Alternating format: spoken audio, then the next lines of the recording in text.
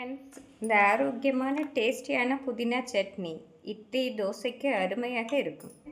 சுவையான புதினா சட்னி செய்வதற்கு 2 கைப்பிடி புதினா இலை, அதனோடு 1 கைப்பிடி மல்லி இலை எடுத்து விடலாம். நாம் சுவையான புதினா சட்னி செய்வதற்கு இந்த அளவு சின்ன வெங்காயத்தை நறுக்கி எடுத்து விடலாம். சின்ன வெங்காயத்தை உரித்த பின் 4 பல் பூண்டு, 1 தக்காளி பழத்தை நறுக்கி எடுத்து விடலாம். புதினா சட்னி செய்வதற்கு கடாயில் தேவையான அளவு எண்ணெய் ஊற்றிவிடலாம். எண்ணெய் காயவும் 1 ஸ்பூன் உளுந்து சேர்த்து விடலாம். உளுந்து நன்றாக சிவந்து வரவும் நாம் காய்ந்த மிளகாய், பச்சை மிளகாய் சேர்த்து விடலாம். நாம் காய்ந்த மிளகாய், பச்சை மிளகாய் அவரவர் காரத்திற்கு ஏற்றவாறு சேர்த்து விடலாம். இந்த அளவு பொரியவும் நாம் சின்ன வெங்காயம், பூண்டை சேர்த்து விடலாம். வெங்காயம் பூண்டு வதங்கும் போதே நாம் புதினா சட்னிக்கு தேவையான கல்லுப்பை சேர்த்து விடலாம். வெங்காயம் பூண்டு நன்றாக வதங்கி வரவும் நாம் நறுக்கிய தக்காளி பழத்தை சேர்த்து விடலாம். ஃப்ரெண்ட்ஸ், இந்த அளவு வெங்காயம் பூண்டு வதங்கி வரவும் நாம் நறுக்கிய தக்காளி பழத்தை சேர்த்து விடலாம். 1 தக்காளி பழமே சரியாக வரும். ஃப்ரெண்ட்ஸ், தக்காளி இந்த அளவு வதங்கி வரவும் நாம் சிறிதளவு புளி சேர்த்து விடலாம். நாம் ஊற வைத்த புளியை சேர்த்து விடலாம். ஃப்ரெண்ட்ஸ், இந்த அளவு வெங்காயம் தக்காளி வதங்கவும் நாம் விருப்பப்பட்டால் இதனுடன் தேங்காய் சில்லி 2 சேர்த்து விடலாம்.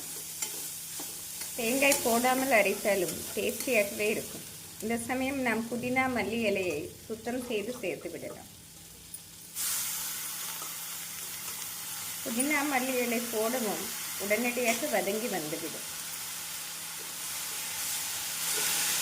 நாம் புதினா இலை நன்றாக சுருண்டு வதங்கும் வரை வதக்கிய பின்னர் இதனுடன் அரை கப் பொரிக்கடலை சேர்த்து விடலாம். நாம் பொரிக்கடலை சேர்த்து அரைப்பதால் டேஸ்டியாக இருக்கும். புதினா நன்றாக வதங்கி வந்துவிட்டது. நாம் பொரிக்கடலை சேர்த்து ஒரு முறை நன்றாக கிளறி இறக்கிவிடலாம். நன்றாக ஆறவும் நாம் மிக்சியில் அரைத்து விடலாம்.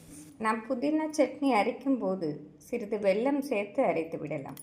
டேஸ்டியாக இருக்கும். ஃப்ரெண்ட்ஸ், நாம் புதினா சட்னி இப்படி ஃபைன் பேஸ்ட்டாக அரைத்து விடலாம். கடுகு, காய்ந்த மிளகாய் போட்டு தாளித்து விடலாம். எண்ணெய் காயவும் கடுகு, உளுந்து சேர்த்து விடலாம். கடுகு பொரியவும் காய்ந்த மிளகாய், கறிவேப்பிலை சேர்த்து விடலாம். நன்றாக பொரிந்து வரவும் நாம் புதினா துவையலை சேர்த்து விடலாம். நாம் தாளித்ததை சுவையிலே சேர்த்து விடலாம்.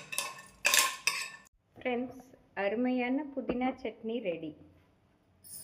ஃப்ரெண்ட்ஸ், இந்த ஆரோக்கியமான டேஸ்டியான புதினா சட்னி இட்லி தோசைக்கு அருமையாக இருக்கும். நாம் குழந்தைகளுக்கு லஞ்ச் பாக்ஸ்க்கு சாஃப்டான சப்பாத்தி செய்து இந்த புதினா துவையலை தடவி ரோல் செய்து கொடுத்தால் மிக அருமையாக இருக்கும். ஃப்ரெண்ட்ஸ், இந்த டேஸ்டியான புதினா துவையலை செய்து பார்த்து எப்படி இருக்கிறது என்று கூறுங்கள். Thank you friends.